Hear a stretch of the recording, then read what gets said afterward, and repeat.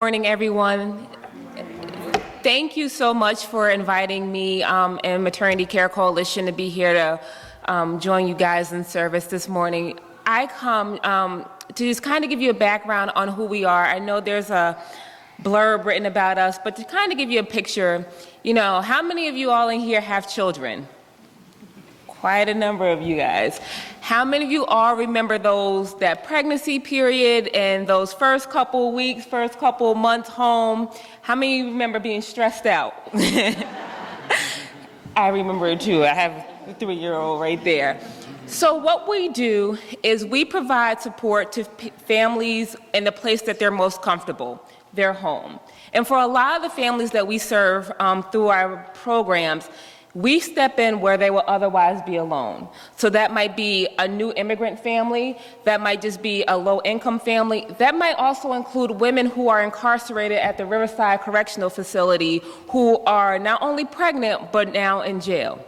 And so what we do through our home visiting services is that we provide them the education, the parenting education, the health education, and the access to resources that they need to not only improve their life, but improve the lives of their babies. And so the way we do that is that through one of our programs called the Mommobile, again, we go into the home, we sit with the families, we figure out what it is that they need, we figure out what challenges there are, but we also build upon their strengths. And so we don't just focus on their negatives, but we focus on the positives to really help these families get to where they need to be.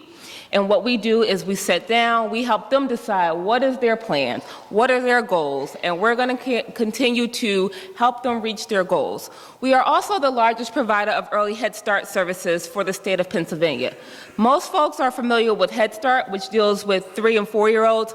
Early Head Start starts as soon as the mom is pregnant up until the child is the age of 3. So while she's pregnant, we're there making sure that she's making her doctor's appointments, making sure that she's eating right, making sure that we're answering whatever questions that she has. And then once the baby is born, they have the option of doing their center-based care, which is like your traditional child care service, or they can do home-based services, which is where an advocate comes into the home for 90 minutes each week, and they sit with mom and dad and the family and show them how to really be their child's first teacher using ordinary tools in the house. So that might be, we're going to take some macaroni, we're going to color the macaroni, and we're going to teach the kid not only how to count, but also how to, learn colors in a way that's not expensive and overburdening on the family.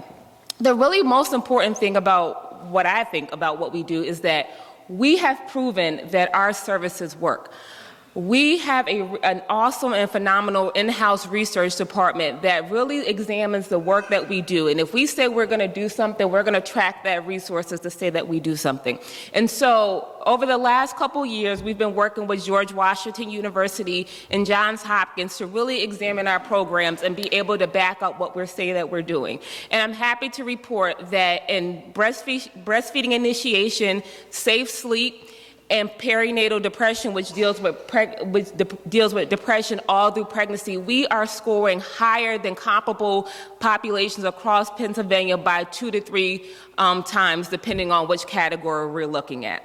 So what does that mean? That means that something like 2,000 families in Pennsylvania are practicing safe sleep because of our Cribs for Kids program.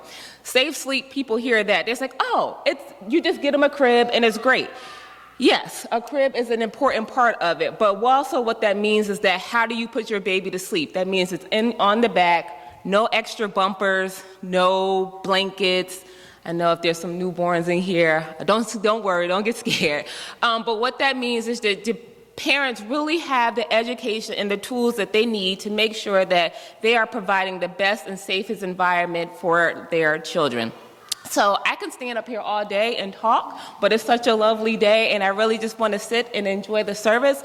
I will be here for the coffee hour, but again, on behalf of the 5,225 families we were able to serve last year, thank you so much for inviting us, and thank you for sharing your plate with us.